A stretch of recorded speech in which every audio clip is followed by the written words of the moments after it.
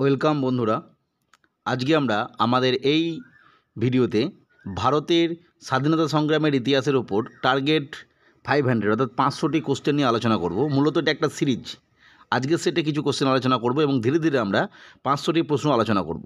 এই প্রশ্নগুলি আপকামিং যে পরীক্ষাগুলো রয়েছে সেটা হচ্ছে PSC miscellaneous exam, PSC clerkship exam 2023 এবং ডাব্লিউবিএসআই 2024, ডাব্লিউবিপি কনস্টেবলের এক্সাম 2024 এবং কেপি কনস্টেবল এক্সাম 2024। এই সমস্ত পরীক্ষার ক্ষেত্রে জিকে বা জিএস হিসাবে যে পেপারটা রয়েছে সেখানে হিস্ট্রির ওপর স্ট্যাটিক জিকে হিসাবে যে প্রশ্নগুলো আসে তার জন্য এই সেটটি খুব গুরুত্বপূর্ণ হবে।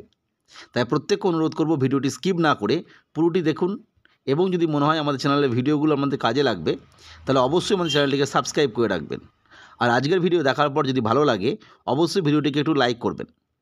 আর একটা বিষয় এক্ষেত্রে বলে রাখি, আমরা শুধুমাত্র স্বাধীনতা সংগ্রামের ইতিহাস আলোচনা করছি তা নয়, আমাদের এই চ্যানেলে প্রতিটি সাবজেক্ট ওয়াইজ আলাদা আলাদা টার্গেট সিরিজ আলোচনা করছি, আপনারা সেগুলো দেখে নিতে পারেন। আমরা ইতিমধ্যে সংবিধান যেটা পলিটি, এছাড়া ইকোনমিক্স, অর্থনীতি, জেনারেল সায়েন্স, ম্যাথ এবং ইংলিশ, যে ক্ষেত্রে ইংলিশ লাগে সেক্ষেত্রে, এবং অন্যান্য যে বিষয়গুলো রয়েছে প্রতিটি বিষয়ে আমরা আলোচনা করেছি এবং তাদের প্র্যাকটিস সেট আমাদের এই চ্যানেলে আপলোড করে রেখেছি। আপনারা অবশ্যই সেগুলো দেখে নেবেন। যাই হোক, এরপরে আজকে আমরা আসবো আমাদের ভারতের স্বাধীনতা সংগ্রামের ইতিহাসের যে চ্যাপ্টার তার 500 টার্গেট সিরিজের ফার্স্ট সেটে, সেট নাম্বার 1। আজকের আমাদের ভারতের স্বাধীনতা সংগ্রামের ইতিহাসের যে ক্লাস প্র্যাকটিস সেট তার প্রথম প্রশ্ন, মিরাট ষড়যন্ত্র মামলা কবে হয়? Option A 1929, option B 1916, option B 1925 and D 1908। আমাদের ইতিহাসের ক্ষেত্রে, স্বাধীনতা সংগ্রামের ইতিহাসের ক্ষেত্রে এই বিভিন্ন যে ষড়যন্ত্র মামলাগুলো হয়েছিল সেটা একদম 1908 থেকে শুরু করে আলিপুর বোমা ষড়যন্ত্র মামলা, যেটা আলিপুর ষড়যন্ত্র মামলা, তারপরে হাওড়া ষড়যন্ত্র মামলা, এরপরে দিল্লি ষড়যন্ত্র মামলা আসবে, লাহোর ষড়যন্ত্র মামলা আসবে, রেশমি রুমাল ষড়যন্ত্র মামলা, এরপরে কাকুরি ষড়যন্ত্র মামলা। এই ধরনের মামলাগুলো কিন্তু আমাদের পড়ে রাখতে হবে, এগুলো খুব ইম্পর্টেন্ট। আপনারা প্রত্যেকে উত্তরগুলো করার চেষ্টা করবেন। আজকের যে প্রশ্ন মিরাট ষড়যন্ত্র মামলা, এই মিরাট ষড়যন্ত্র মামলা মনে রাখতে হবে এটা হয়েছিল 1929 সালে। 1929 সালে এই মামলাটি হয়েছিল। মূলত এটা ছিল সেই সময় যারা কমিউনিস্ট পার্টি ছিল তাদের বিরুদ্ধে এটা একটা আন্দোলন। সেই সমস্ত কমিউনিস্ট পার্টির বিভিন্ন বড় বড় নেতাকে কিন্তু এই সময় গ্রেপ্তার করা হয়েছিল এবং বিদেশি কিছু লোককেও কিন্তু, ভারতীয় নাগরিক নয় এমন দুজনকেও কিন্তু এই মিরাট ষড়যন্ত্র মামলাতে গ্রেপ্তার করা হয়েছিল। 1916 যেটা ডেটটা লেখা আছে, 1916 যে ইয়ারটা, এটা ইম্পর্টেন্ট কারণ এই সময় যেটা হয়েছিল সেটা হচ্ছে সিল্ক লেটার কনস্পিরেসি কেস বা রেশমি রুমাল ষড়যন্ত্র মামলা। এটাও সেই একই রকম ব্যাপার যে এই লেটার চিঠি পাঠানো হতো রুমালে করে, যেটা তৈরি হতো সিল্কের, ফলে সেই থেকে এটাকে বলা হতো সিল্ক লেটার কনস্পিরেসি কেস। 1925 সালে আমরা জানি গুরুত্বপূর্ণ ট্রেন ডাকাতি, যেটা ট্রেন রবারি, এবং তার উপর নির্ভর করে হয়েছিল কাকুরি ষড়যন্ত্র মামলা। এবং নেক্সট 1908 যেটা, এটা ইম্পর্টেন্ট এই ক্ষেত্রে কারণ এই সময় আমরা জানি সেই বিখ্যাত আলিপুর বোমা মামলা, যেটা সেটা 1908 সালে। তাহলে এই সালগুলো খুব ইম্পর্টেন্ট, এগুলো দেখে রাখবেন। নেক্সট আমরা আসবো 2 নম্বর প্রশ্নে। আজকে সেটের 2 নম্বর প্রশ্ন যেটা, সেটা হচ্ছে বিদ্রোহ রিলেটেড। এই ধরনের বিদ্রোহগুলো খুব ইম্পর্টেন্ট। মোবলা বিদ্রোহ কোথায় হয়েছিল? এটা প হবে, মোবলা বিদ্রোহ কোথায় হয়েছিল? Option A Kerala, option B Punjab, option C Bangla and D Uttar Pradesh. অপশনগুলো খুব ইম্পর্টেন্ট কারণ এই প্রতিটা জায়গাতেই বিভিন্ন ধরনের বিদ্রোহ হয়েছিল সেই সময়।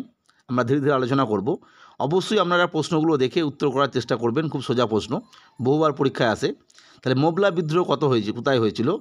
এই মোবলা বিদ্রোহ হয়েছিল 1921 সালে এবং এটা হয়েছিল, option A is the right answer, অর্থাৎ কেরলে। মোবলা বিদ্রোহ হয়েছিল কেরলে 1921 সালে। খুব ইম্পর্টেন্ট, সাল দিয়েও প্রশ্ন আসে।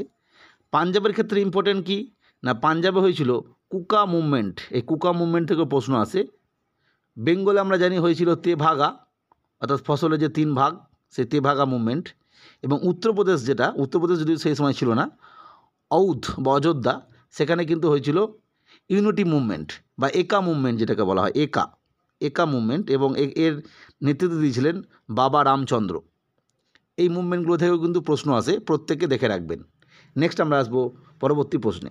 3 নম্বর প্রশ্ন, গান্ধীজি কোন পত্রিকার সঙ্গে যুক্ত ছিলেন না?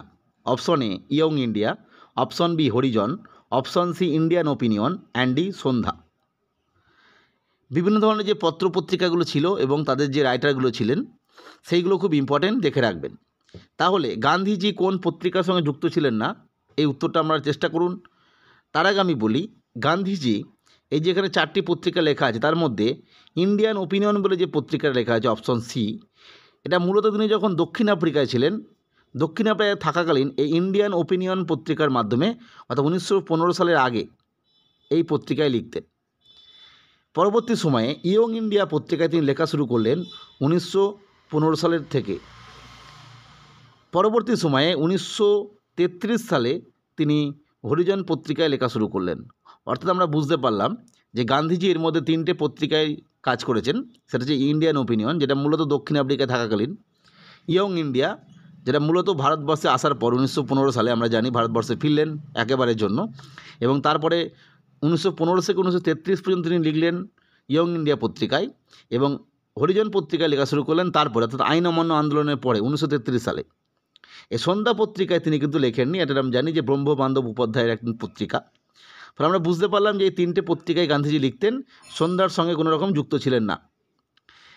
এখান থেকে আরও অন্যভাবে প্রশ্ন আসে যে গান্ধীজি যখন আইন অমান্য আন্দোলন হয়েছিল সেই সময় কোন পত্রিকায় লিখতেন।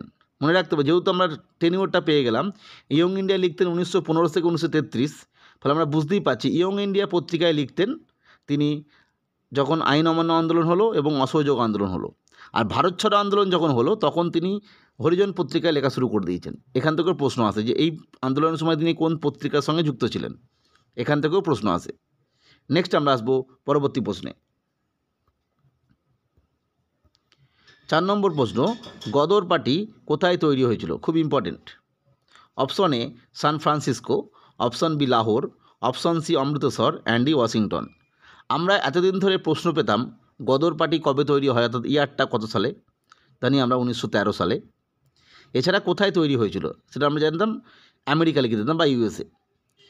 কিন্তু বর্তমানে প্রশ্ন ঘুরিয়ে আসছে, একটু ট্রিকি হয়ে যাচ্ছে, ফলে ঠিক পারফেক্ট জায়গাটার নাম দিয়েও প্রশ্ন আসবে বা আসছে। আপনারা প্রত্যেকে চেষ্টা করবেন, পারলে অবশ্যই কমেন্ট বক্সে জানাবেন, বা এই উত্তরগুলো করার পর কত নাম্বার পাচ্ছেন সেটাও জানাতে পারেন। তাহলে আজকের প্রশ্ন, গদর পার্টি কোথায় তৈরি হয়েছিল? রাইট আনসার হবে option A, San ফ্রান্সিসকোতে Ghadar party তৈরি হয়।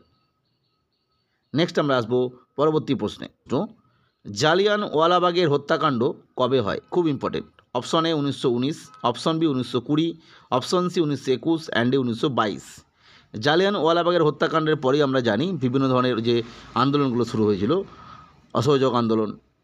এই জালিয়ানওয়ালাবাগের হত্যাকাণ্ড কবে হয়? খুব important. Right answer option A 1919 সালে 13ই এপ্রিল। ডেটটা দিয়েও প্রশ্ন আসছে যে 13ই এপ্রিল কিন্তু এই হত্যাকাণ্ডটা হয়েছিল। কোথায় হয়েছিল না, পাঞ্জাবের অমৃতসর শহরে। মাইকেল ও ডায়ার ছিলেন এর নেতৃত্বে, অর্থাৎ ইনার জন্যই এই হত্যাকাণ্ডটা হয়েছিল। এই নাম দিয়েও প্রশ্ন আসে। নেক্সট আমরা আসবো পরবর্তী প্রশ্নে। 6 নম্বর প্রশ্ন, স্বরাজ্য পার্টি কে তৈরি করেন? খুব ইম্পর্টেন্ট। আমরা জানি যে স্বরাজ্য পার্টি তৈরি হয়েছিল এবং স্বরাজ্য পার্টির মূল উদ্দেশ্যই ছিল যে কেন্দ্রীয় আইনসভায় প্রবেশ করা এবং কেন্দ্রীয় আইনসভার ভোটে লড়াই করা এবং সেখানে জয়লাভ করে কেন্দ্রীয় আইনসভার অংশ হওয়া এবং সেখানে থেকে ভেতর থেকে প্রতিবাদ করা, অর্থাৎ কোনো বিল পাস হবে সেখানে তার বিরুদ্ধে আন্দোলন করা। এটাই ছিল স্বরাজ্য পার্টির মূল উদ্দেশ্য এবং এই জন্যই স্বরাজ্য পার্টি তৈরি হয়েছিল। এবং সেই সময় আমরা জানি যে প্রো চেঞ্জার এবং নো চেঞ্জার যেটা ব্যাপার ছিল, সেই একটা দল তৈরি হয়েছিল, দুটো দল তৈরি হয়েছিল। যাই হোক, সে স্বরাজ্য পার্টির প্রতিষ্ঠাতাকে আমরা জানি যে স্বরাজ্য পার্টির প্রতিষ্ঠাতা ছিলেন দুজন সেই সময়ের মধ্যে। তাদের মধ্যে একজন ছিলেন মতিলাল নেহরু, যার নাম এখানে নেই। অপরজনকে option A Mahatma Gandhi, option B Chittaranjan Das, option C Ananda Mohan Bose, and D Subhas Chandra Bose. ফলে আমরা বুঝতেই পারছি যেহেতু মতিলাল নেহরু এখানে নেই, আমি একটু আগেই বললাম, right answer option B Chittaranjan Das. যে দুজনের নাম থাকতো তখন চিত্তরঞ্জন দাস এবং মতিলাল নেহরু দুটি হতো। নেক্সট আমরা আসবো পরবর্তী প্রশ্নে। আমরা এলাম 7 নম্বর প্রশ্ন এবং সেই বিখ্যাত বাঘাযতীন নাম নিয়ে। 7 নম্বর প্রশ্নটায় যে বাঘাযতীন নামে কে পরিচিত? Option A Jatin Das, option B Jatindranath Mukhopadhyay, option C Jatindranath Banerjee এবং অপশন ডি যতীন্দ্রমোহন সেনগুপ্ত। এই বাঘা যতীন খুব ইম্পর্টেন্ট, কারণ আমরা জানি এই বাঘা যতীনই কিন্তু বুড়িবালামের যুদ্ধ যেটা হয়েছিল সেটা কিন্তু সঙ্গে যুক্ত ছিলেন। তাহলে বাঘা যতীনের আসল নাম কি আপনারা প্রত্যেকে চেষ্টা করবেন। তার আগে আমি কিছু ফ্যাক্ট বলবো। যতীন দাস যে নামটা দেখছেন ইনি ছিলেন কিন্তু ভগৎ সিংয়ের সহযোগী। আমরা জানি যে ইনি দীর্ঘদিন অনশন করেছিলেন জেলে এবং তিনি মারা যান। যতীন্দ্রমোহন সেনগুপ্ত ইনি কী জন্য বিখ্যাত? না, ইনি হচ্ছেন, আমরা জানি যে 1925 সালে দেশবন্ধু চিত্তরঞ্জন দাস মারা যান, দেহত্যাগ করেন। ঠিক তার পরের বছরই, অর্থাৎ তার পরের যে সময়ে কলকাতা কর্পোরেশনের চেয়ারম্যান নির্বাচিত হয়েছিলেন এই যতীন্দ্রমোহন সেনগুপ্ত। এবং আমরা যেমন চিত্তরঞ্জন দাসকে দেশবন্ধু বলতাম, ঠিক তেমনি যতীন্দ্রমোহন সেনগুপ্তকে বলা হতো দেশপ্রিয়। দেশপ্রিয় এই নামগুলো মনে রাখবেন। দেশবন্ধু চিত্তরঞ্জন দাসের পরে কলকাতা কর্পোরেশনের চেয়ারম্যান নির্বাচিত হন দেশপ্রিয় যতীন্দ্রমোহন সেনগুপ্ত। ইনিও স্বাধীনতা সংগ্রামী ছিলেন। আর বাঘা যতীন নামে পরিচিত ছিলেন অপশন বি, যতীন্দ্রনাথ মুখোপাধ্যায় বাঘা যতীন নামে পরিচিত ছিলেন। তাহলে বুঝতেই পারছেন আজকের 7 নম্বর প্রশ্নের সঠিক উত্তর বাঘা যতীন নামে পরিচিত ছিলেন যতীন্দ্রনাথ মুখোপাধ্যায়। নেক্সট আমরা আসবো 8 নম্বর প্রশ্নে। আজকের সেটের 8 নম্বর প্রশ্ন, ইনকলাব জিন্দাবাদ প্রথম কে বলেন, অর্থাৎ এই স্লোগানটি কে দিয়েছিলেন? Option A Subhas Chandra Bose, option B Bhagat Singh, option C Mohammad Iqbal, and D Lala Lajpat রায়। আপনারা প্রত্যেকে চেষ্টা করবেন যে উত্তরটি কী হবে, পারলে অবশ্যই কমেন্ট বক্সে জানাবেন।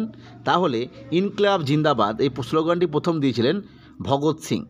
ভগৎ সিং এই ইনকলাব জিন্দাবাদ স্লোগানটি প্রথম দিয়েছিলেন বা প্রথম বলেছিলেন।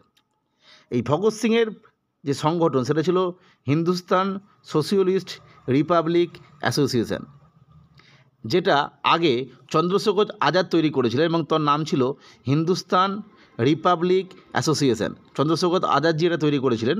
পরবর্তী সময়ে এই ভগৎ সিং এর নাম দেন এবং যুক্ত হন এখানে এবং নাম দেন Hindustan Socialist Republic Association. Next আমরা আসবো 9 নম্বর প্রশ্নে। আমাদের সেটের 9 নম্বর প্রশ্ন, অভিনব ভারতের প্রতিষ্ঠাতা কে? Option A Naren Banerjee, option B Jatin Mukherjee, option C Vinayak Savarkar, and D Aurobindo Ghosh. Abhinav Bharat ছিল একটি গুপ্ত সমিতি, আমরা জানি। সেই অভিনব ভারতের প্রতিষ্ঠাতা কে? অবশ্যই আপনারা চেষ্টা করবেন যে উত্তরটি কী হবে। এই অভিনব ভারতের প্রতিষ্ঠাতা ছিলেন option C is the right answer, Vinayak Damodar Savarkar. V D Savarkar আমরা যাকে বলি, সেই বিনায়ক দামোদর সাভারকার ছিলেন এই অভিনব ভারতের প্রতিষ্ঠাতা। এই সাভারকর ভ্রাতৃদ্বয় যারা ছিলেন, অর্থাৎ বিনায়ক দামোদর সাভারকার ও গণেশ দামোদর সাভারকার, এনারা কিন্তু ছিলেন ভারতের স্বাধীনতা সংগ্রামী।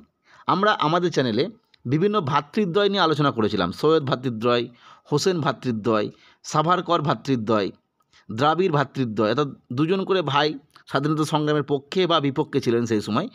তাদের নাম, তাদের বৈশিষ্ট্য কী সেটা নিয়ে আমাদের চ্যানেলে আলোচনা করেছিলাম এবং সেটা আমাদের প্লেলিস্টে দেওয়া আছে, আপনারা অবশ্যই সেটা দেখে নেবেন। তাহলে আপনারা বুঝতে পারবেন কোন ভ্রাতৃদ্বয় কোন আন্দোলনের সঙ্গে যুক্ত ছিলেন, কারণ এখান থেকেও প্রশ্ন আসে ভ্রাতৃদ্বয় থেকে। যেমন বিনায়ক দামোদর সাভারকর এবং গণেশ দামোদর সাভারকর কিন্তু এই অভিনব ভারত বা এই সমস্ত বিষয়ের সঙ্গে যুক্ত ছিলেন। এছাড়া সৈয়দ ভ্রাতৃদ্বয়, হোসেন ভ্রাতৃদ্বয়, দ্রাবিড় ভ্রাতৃদ্বয়, এই ধরনের ভ্রাতৃদ্বয় কিন্তু ছিল। বা আমরা নীল বিদ্রোহের সময় বিশ্বাস ভ্রাতৃদ্বয়ের কথা পড়েছি, সেই সমস্ত ভ্রাতৃদ্বয়ের কথা কিন্তু আমরা সেই ভিডিওতে আলোচনা করেছি, অবশ্যই সেটা দেখে নেবেন। নেক্সট আমরা এলাম 10 নম্বরে। নেক্সট 10 নম্বর, চট্টগ্রাম অস্ত্রাগার লুণ্ঠন কবে হয়? Option A 1930, option B 1931, option C 1932, and D 1933। Chittagong অস্ত্রাগার লুণ্ঠনটা খুব ইম্পর্টেন্ট, আপনারা জানেন, কারণ এই সালটাই ইম্পর্টেন্ট। কারণ এটা হয়েছিল কত সালে? অপশন 30, অর্থাৎ 1930 সালে অপশন এ চট্টগ্রাম অস্ত্রাগার লুণ্ঠনটা হয়েছিল। এই 1930 সাল কিন্তু খুব ইম্পর্টেন্ট, কারণ আমরা জানি এই সময় অনেক ঘটনা ঘটেছিল। কারণ এই সময় ডান্ডি মার্চ, আইন অমান্য আন্দোলন, এছাড়া বিনয় বাদল দীনেশের যে রাইটার্স বিল্ডিং আক্রমণ, প্রীতিলতা ওয়াদ্দেদারের পাহাড়তলি ক্লাবদের যে সাহেবদের যে ক্লাব আক্রমণ, এই সমস্ত বিষয়গুলো কিন্তু এই সময় ঘটেছিল। ফলে 1930 সালটা খুব ইম্পর্টেন্ট, দেখে রাখবেন। নেক্সট আমরা এলাম 11 নম্বর, খিলাফত আন্দোলনের সঙ্গে কোন আন্দোলন যুক্ত হয়েছিল? খুব ইম্পর্টেন্ট যে খিলাফত আন্দোলন যখন হয় ঠিক একই সময়ে কোন আন্দোলন হয়েছিল? অপশন এ ভারত ছাড়ো আন্দোলন, অপশন বি চম্পারণ সত্যাগ্রহ, অপশন সি অসহযোগ আন্দোলন, অ্যান্ড ডি আইন অমান্য আন্দোলন। আমরা প্রত্যেকে জানি যে খিলাফত আন্দোলন 1920 এবং এই 20 সালেই হয়েছিল বিখ্যাত অসহযোগ আন্দোলন বা নন কোঅপারেশন মুভমেন্ট, এবং এটাই ছিল গান্ধীজির প্রথম আন্দোলন কিন্তু এই অসহযোগ আন্দোলন। ফলে খিলাফত আন্দোলন হয় কিন্তু অসহযোগ আন্দোলনের সঙ্গেই একসাথে, খিলাফত অসহযোগ আন্দোলন 1920 সালে। নেক্সট আমরা আসবো 12, কোয়েশ্চেন নাম্বার 12, একটু কনসেপচুয়াল কোশ্চেন। সাইমন কমিশন ভারতবর্ষে এসেছিল কিসের জন্য? অপশন এ সাংবিধানিক সংস্কারের জন্য, অপশন বি শিক্ষার সংস্কারের জন্য, অপশন সি প্রশাসনিক সংস্কারের জন্য, অ্যান্ড ডি বিচার ব্যবস্থার সংস্কারের জন্য। আমরা জানি যে মঞ্চকু চেমস্ফোর্ড সংস্কার আইন 1919 অর্থাৎ 1919 সালে এটা হয়ে গেল।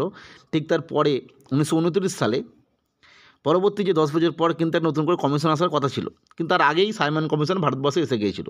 এই সাইমন কমিশন কী জন্য এসেছিল? অবশ্যই শিক্ষার সংস্কারের জন্য নয়, প্রশাসনিক সংস্কারের জন্য নয়, বিচার ব্যবস্থা সংস্কারের জন্য নয়, মূলত এসেছিল সাংবিধানিক সংস্কারের জন্য। সাংবিধানিক সংস্কারের জন্যই সাইমন কমিশন ভারতবর্ষে এসেছিল। এই প্রসঙ্গে একটা কথা বলে রাখা ভালো, সাংবিধানিক যে সংস্কার তার মধ্যেই কিন্তু এসে যায় শিক্ষার সংস্কার, প্রশাসনিক সংস্কার এবং বিচার ব্যবস্থার সংস্কার। এগুলো সবই সংবিধানের মধ্যেই পড়ে যাচ্ছে, কিন্তু মূলত যেহেতু সবগুলো মিলিয়ে একটা সংবিধান, তাই আমরা বলতেই পারি যে সাইমন কমিশন ভারতবর্ষে এসেছিল রাইট আনসার হবে সাংবিধানিক সংস্কারের জন্য। কারণ এগুলো সবই একটা একটা করে বিষয়, আর সাংবিধানিক মানে পুরো বিষয়, সমস্ত বিষয়গুলো একসঙ্গে। যাই হোক, এই বিষয়টা আমরা বোঝার চেষ্টা করলাম। নেক্সট আমরা আসবো 13 নম্বর প্রশ্নে। সারা ভারত হরিজন সংঘ কে তৈরি করেছিলেন? তো অল ইন্ডিয়া হরিজন সংঘ কে তৈরি করেছিলেন? Option A B R Ambedkar, option B Gandhiji, option C Jayaprakash Narayan, and D আর আজ নারায়ণ। সারা ভারত হরিজন সংঘ বা অল ইন্ডিয়া হরিজন সংঘ তৈরি করেছিলেন, মনে রাখতে হবে অবশ্যই অপশন বি গান্ধীজি। অনেকে এটা বি আর আম্বেদকর করলে ভুল করেন, কিন্তু না, সারা ভারত হরিজন সংঘ তৈরি করেছিলেন রাইট আনসার হবে অপশন বি গান্ধীজি। নেক্সট আমরা এলাম 14 নম্বর প্রশ্নে। গান্ধীজির চম্পারণ সত্যাগ্রহ ছিল অপশন এ নীল শ্রমিকদের নিয়ে, বি শিক্ষার সংস্কার নিয়ে, সি ধর্মীয় বিভেদের বিরুদ্ধে, অ্যান্ড ডি বস্ত্রশিল্পের শ্রমিকদের নিয়ে। অর্থাৎ চম্পারণ সত্যাগ্রহ যেটা 1917 সালে ঘটেছিল এবং গান্ধীজির প্রথম আন্দোলন। অবশ্যই এটা মানে প্রচুর মানুষ নিয়ে হয়নি, যাই হোক সেটা পরবর্তী সময় অসহযোগ আন্দোলনে গিয়ে হবে, বা তার আগেই যেটা রাওলাট অ্যাক্টের প্রতিবাদে গান্ধীজি সারা ভারত যে স্ট্রাইক দিয়েছিল, অল ইন্ডিয়া স্ট্রাইক, যার জন্যই কিন্তু পরবর্তী সময় আমরা জানি যে জালিয়ানওয়ালাবাগের হত্যাকাণ্ড ঘটে যাবে কিছুদিন বাদ, সেগুলো পরের ব্যাপার। কিন্তু চম্পারণ সত্যাগ্রহ ছিল প্রথম আন্দোলন। সেটা কিসের জন্য হয়েছিল? অবশ্যই আমরা জানি যেটা বিহারের যে নীল চাষি তাদের কিন্তু নিয়ে আন্দোলন ছিল, তাদের যে সমস্যার বিরুদ্ধে আন্দোলন ছিল, নীল শ্রমিকদের আন্দোলন। এটা অবশ্যই শিক্ষার সংস্কার বা ধর্মীয় বিভেদের বিরুদ্ধে নয়। আর বস্ত্রশিল্পের শ্রমিকদের নিয়ে যে আন্দোলন হবে সেটা পরবর্তী সময়, পরের সালে 1918 সালে আহমেদাবাদে বা খেদাতে যেটা হবে, সেটা কিন্তু পরবর্তী সময়। তাহলে প্রথম যেটা গান্ধীজি চম্পারণ সত্যাগ্রহ, সেটা ছিল নীল শ্রমিকদের নিয়ে আন্দোলন বা তাদের দাবি দাবা আদায়ের আন্দোলন। নেক্সট আমরা আসবো 15 নম্বর প্রশ্নে। 15 নম্বর প্রশ্ন, যেটা একটু আগে আলোচনা করলাম, রাওলাট অ্যাক্ট বা রাওলাট আইন কত সালে পাস হয়, অর্থাৎ কত সালে চালু হয়েছিল, যার জন্যই কিন্তু পরবর্তী সময় আমরা জানি জালিয়ানওয়ালাবাগের হত্যাকাণ্ড, অসহযোগ আন্দোলন, অনেক কিছু ঘটবে। Option A 1919, option B 1918, option C 1917, and D 1916। আমরা প্রত্যেকে বুঝতে পারছেন রাওলাট অ্যাক্ট, যেটাকে কালা আইন বলা হতো, সেটা চালু হয়েছিল বা পাস হয়েছিল 1919 সালে। এই রাওলাট অ্যাক্টটা মনে রাখতে হবে, রাওলাট অ্যাক্ট কিন্তু 1915 সালে ইন্ডিয়ান ডিফেন্স অ্যাক্ট ছিল একটা, তারই কিন্তু একটা পরিবর্তিত রূপ, রিভাইজড অ্যাক্ট হচ্ছে এই রাওলাট অ্যাক্ট, যেটা 1915 সালে চালু হয়েছিল ইন্ডিয়ান ডিফেন্স অ্যাক্ট, তারই রিভাইজড অ্যাক্ট হচ্ছে 1919 সালের রাওলাট অ্যাক্ট। এই রাওলাট অ্যাক্টের জন্যই আমরা জানি পরবর্তী সময়ে জালিয়ানওয়ালাবাগের হত্যাকাণ্ড হবে, এবং এই জালিয়ানওয়ালাবাগের হত্যাকাণ্ডে যে তদন্ত কমিশন, তার জন্য যে কমিশন তৈরি হবে, মানে যেটা ব্রিটিশ সরকার তৈরি করেছিল, তার নাম হচ্ছে হান্টার কমিশন। Hunter commission. ঠিক জাতীয় কংগ্রেসও এই জালিয়ানওয়ালাবাগের জন্য একটা কমিশন তৈরি করেছিল, যার নেতৃত্বে ছিলেন মতিলাল নেহরু, এবং যাকে বলা হতো নেহরু কমিশন। এখান থেকেও প্রশ্ন আসে যে হান্টার কমিশন বা নেহরু কমিশন কোন ঘটনার পর তৈরি হয়েছিল। হান্টার কমিশন তৈরি হয়েছিল ব্রিটিশদের পক্ষ থেকে, নেহরু কমিশন তৈরি করেছিলেন আইএনসি, ইন্ডিয়ান ন্যাশনাল কংগ্রেস। এবং এই নেহরু কমিশন রিপোর্ট দিয়ে বলেছিল যে জালিয়ানওয়ালাবাগের হত্যাকাণ্ডের জন্য জেনারেল ও ডায়ারি দায়ী। নেক্সট আমরা আসবো 16 নম্বর প্রশ্নে। 16 নম্বর প্রশ্ন, ডান্ডি মার্চ কবে শুরু হয়েছিল? আমি একটু আগে আলোচনা করলাম যে 1930 সালটা খুব ইম্পর্টেন্ট, কারণ এই সময় অনেক কিছু ঘটনা ঘটেছিল। বললাম একটু আগে, চট্টগ্রাম অস্ত্রাগার লুণ্ঠন, ডান্ডি মার্চ, আইন অমান্য আন্দোলন, বিনয় বাদল দীনেশের যে রাইটার্স বিল্ডিং আক্রমণ, এছাড়া প্রীতিলতা ওয়াদ্দেদারের যে পাহাড়তলি সাহেবদের ক্লাব আক্রমণ, এগুলো কিন্তু ঘটেছিল। তা ডান্ডি মার্চ শুরু হয়েছিল অপশন এ 12ই মার্চ 1930 সালে, অপশন সি 12ই এপ্রিল 1930 সালে, অপশন সি 8ই আগস্ট 1930 সালে, অ্যান্ড ডি 9ই মার্চ 1930 সালে। এই ধরনের ডেট অর্থাৎ ডেট দিয়েও প্রশ্ন আসতে পারে। ডান্ডি মার্চ শুরু হয়েছিল মনে রাখতে হবে, option A is the right answer, 12ই মার্চ 1930 সালে। এগুলো কিন্তু প্রত্যেককে অভ্যাস করবেন, প্র্যাকটিস করবেন, দেখবেন কতগুলো করতে পারছেন। নেক্সট আমরা আসবো 17 নম্বর প্রশ্নে। আজকের সেটের 17 নম্বর প্রশ্ন, ব্রিটিশ প্রধানমন্ত্রী কাকে অর্ধনগ্ন ফকির বলে তামাশা করেছিলেন বা অর্ধনগ্ন ফকির বলেছিলেন? A Tej Bahadur Sapru, B Mohammad Ali Jinnah, C Jawaharlal Nehru and D Mahatma গান্ধীকে। ব্রিটিশ প্রধানমন্ত্রী কাকে অর্ধনগ্ন ফকির বা হাফ ন্যাকেড ফকির বলেছিলেন? এই উত্তরটা বলার আগে একটা হোমওয়ার্ক আমরা দিয়ে রাখলাম, যারা ভিডিওটি দেখছেন যদি মনে হয় উত্তর দেবেন। এই ব্রিটিশ প্রধানমন্ত্রী যে হাফ ন্যাকেড ফকির বলেছিলেন, যাকেই বলেন না কেন সেটা আমরা পরে জানছি, কে বলেছিলেন, কোন ব্রিটিশ প্রাইম মিনিস্টার এটা বলেছিলেন? কোন ব্রিটিশ প্রাইম মিনিস্টার এই কথাটাই বলেছিলেন যে হাফ ন্যাকেড ফকির, এবং কাকে বলেছিলেন? Right answer option D, Mahatma Gandhi. Mahatma গান্ধীকে হাফ ন্যাকেড ফকির বা অর্ধনগ্ন ফকির বলেছিলেন ব্রিটিশ প্রধানমন্ত্রী। আজকের হোমওয়ার্ক থাকলো আমাদের যে কোন প্রধানমন্ত্রী এটা বলেছিলেন। নেক্সট আমরা আসবো পরবর্তী প্রশ্নে। আজকের সেটের 18 নম্বর প্রশ্ন, অসহযোগ আন্দোলন কবে শুরু হয়? খুব important. A 1920, 1921, C 1922 and D 1923। একটু আগে আমরা আলোচনা করেছি যে খিলাফত আন্দোলনের সঙ্গে শুরু হয় অসহযোগ আন্দোলন, এবং যেটা হয়েছিল 1920 সালে। ফলে আমরা বুঝতেই পাচ্ছেন রাইট আনসার হবে অপশন এ, 1920। নেক্সট আমরা আসবো পরবর্তী প্রশ্নে। পরবর্তী প্রশ্ন সাইমন কমিশন রিলেটেড, কারণ সাইমন কমিশন থেকে বহু প্রশ্ন আসে, কত সালে এসেছিল, কেন এসেছিল, সাইমন কমিশনকে কেন গো ব্যাক বলা হয়েছিল, বয়কট করা হয়েছিল। আজকে সেই প্রশ্নই 19 নম্বর, সাইমন কমিশনকে বয়কট করার কারণ কী? অর্থাৎ সাইমন কমিশনকে বেশিরভাগ সেই সময় রাজনৈতিক দল বয়কট করেছিল কেন? অপশন এ, এতে জাতীয় কংগ্রেসের কোনো সদস্য ছিল না। অপশন বি, মুসলিম লীগের কোনো সদস্য ছিল না। সি, এটি 1 বছর আগেই তৈরি হয়েছিল। আমি একটু আগেই বলেছিলাম যে 1919 যে মন্টেগু চেমসফোর্ড আইন, তারপরে 10 বছর পর তৈরি হওয়ার কথা ছিল, তার ঠিক 2 বছর আগেই চলে এসেছিল। কেন? তার জন্য না, এতে কোনো ভারতীয় সদস্য ছিল না। কোনটির সঠিক উত্তর হবে? এটাও একটা কনসেপচুয়াল কোশ্চেন। মনে রাখতে হবে সাইমন কমিশনকে কিন্তু বয়কট করেছিল সমস্ত রাজনৈতিক দলই, কয়েকজন বাদ দিয়ে। যাই হোক, এরা বয়কট করার প্রধান কারণই হচ্ছে যে সাইমন কমিশন যারা এসেছিল, যারা তৈরি করতে ছিল ভারতের সাংবিধানিক সংস্কার, কিন্তু সেই সাংবিধানিক সংস্কার করতে গিয়ে সেই কমিটিতে কিন্তু কোনো ভারতীয় সদস্য ছিল না। অর্থাৎ কোনো ভারতীয় সদস্য নেই এমন একটা কমিটি ভারতীয়দের জন্য সংবিধান রচনা করবে, এরকম একটা ব্যাপার হয়েছিল। তাহলে আপনি বুঝতেই পাচ্ছেন। এবং এখানে ভারতীয়দের যে সংবিধান রচনার যে ইচ্ছা, সেটাকে নেগলেক্ট করা হয়েছিল, এটা একটা বিষয় ছিল। তার জন্য আমরা জানি পরবর্তী সময়ে এবং যে নেহরু রিপোর্ট দেবে পরবর্তী সময়, আমরা জানি যে, এবং মুসলিম লীগ 14 দফা দাবি তৈরি করবে এই সাইমন কমিশনকে বয়কট করার পরই। এবং ব্রিটিশদের যিনি তৎকালীন যে ব্রিটিশ সচিব ছিলেন, তিনি কিন্তু ভারতবাসীদেরকে অবজ্ঞা করে সে সময় বলেছিলেন যে ভারতবাসীরা সংবিধান রচনা করতে পারবে না। তারই এগেনস্টে কিন্তু নেহরুর যে রিপোর্ট, যেটাকে আমরা বলি, যেটা মতিলাল নেহরু ছিলেন, আর অন্যান্য অনেকেই ছিলেন, তার কমিটি তৈরি হয়েছিল, সুভাষচন্দ্র বসু ছিলেন, অনেকেই ছিলেন, সেটা তৈরি হয়েছিল। ফলে আমরা বুঝতে পারলাম যে সাইমন কমিশনকে মূলত বয়কট করার কারণ হচ্ছে এতে কোনো ভারতীয় সদস্য ছিল না। নেক্সট আমরা আসবো 20 নম্বর প্রশ্নে। ডান্ডি মার্চের ঠিক পরেই কোন আন্দোলন শুরু হয়েছিল? এইভাবে প্রশ্ন আসবে এবার। এ অসহযোগ আন্দোলন, বি আইন অমান্য আন্দোলন, সি ভারত ছাড়ো আন্দোলন অ্যান্ড ডি নৌ বিদ্রোহ। আমরা একটু আগে আলোচনা করলাম ডান্ডি মার্চ শুরু হলো 12ই মার্চ 1930। আর এই ডান্ডি মার্চের উদ্দেশ্যই ছিল কি? লবণ, নিজে থেকে লবণ তৈরি করা, সল্ট তৈরি করা। ফলে আমরা বুঝতেই পারছি এটা একটা আইন ভাঙার ব্যাপার। তার থেকে আমরা বুঝতে পারছি ডান্ডি মার্চের ঠিক পরেই শুরু হলো আইন অমান্য আন্দোলন, অর্থাৎ option B is the right answer. Dandi মার্চের পরে শুরু হলো আইন অমান্য আন্দোলন। নেক্সট আমরা আসবো পরবর্তী প্রশ্নে। 21 নম্বর প্রশ্ন, চৌরি চৌরা দুর্ঘটনার পর কোন আন্দোলন গান্ধীজি বন্ধ করে দেয়? খুব ইম্পর্টেন্ট, এ ধরনের কনসেপচুয়াল প্রশ্ন আসবে। অপশন এ আইন অমান্য আন্দোলন, অপশন বি ভারত ছাড়ো আন্দোলন, অপশন সি অসহযোগ আন্দোলন অ্যান্ড ডি চম্পারণ সত্যাগ্রহ। ফলে প্রতিটি আন্দোলন যেটা গান্ধীজি করেছিলেন, সেই চম্পারণ সত্যাগ্রহ থেকে, চম্পারণ সত্যাগ্রহ, খেদা সত্যাগ্রহ, আহমেদাবাদ মিল স্ট্রাইক, এছাড়া অসহযোগ আন্দোলন, আইন অমান্য আন্দোলন, ভারত ছাড়ো আন্দোলন, এই কটা আন্দোলনের সমস্ত পটভূমিকা, কারণ, ফলাফল কিন্তু পড়ে রাখতে হবে। তাহলে চৌরি চৌরা দুর্ঘটনা আমরা জানি ঘটেছিল 1922 সালে উত্তরপ্রদেশের গোরক্ষপুরের এলাকায় পুলিশ স্টেশনে। ফলে আমরা বুঝতেই পারছি এই চৌরাচৌরি দুর্ঘটনার পরে ভারত ছাড়ো আন্দোলন নয়, অসহযোগ আন্দোলন নয়।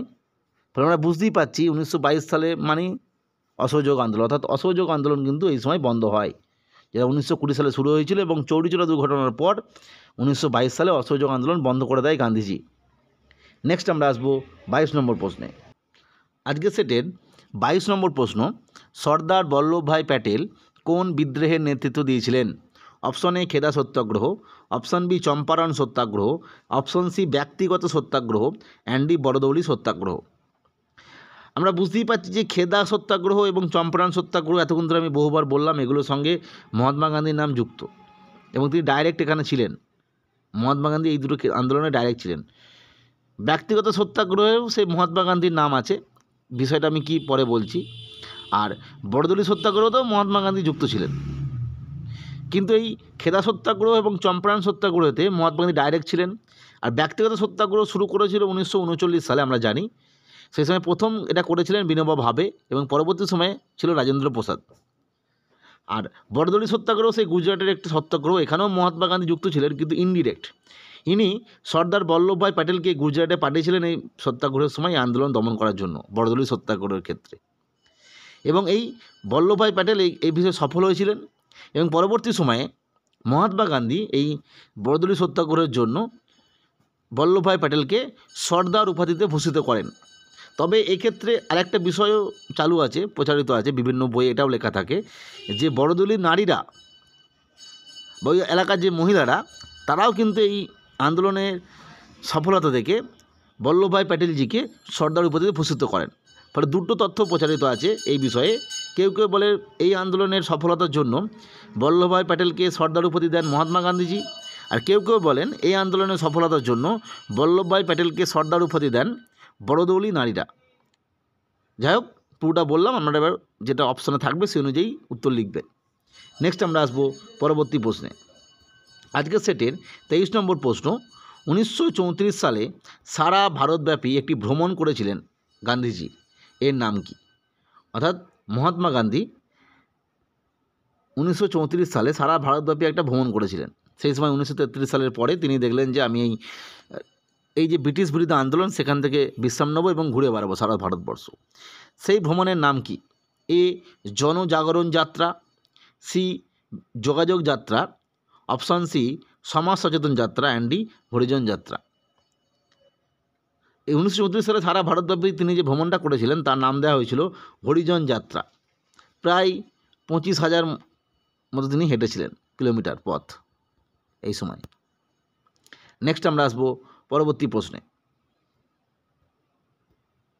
24 নম্বর প্রশ্ন, অসহযোগ আন্দোলনের সময় নিম্নলিখিত কোন অর্থ তহবিল গড়ে ওঠে? অর্থাৎ এই আন্দোলন যখন শুরু হয় সেই সময় আন্দোলনকে চালিয়ে নেওয়ার জন্য কি ফান্ড গঠিত হয়েছিল?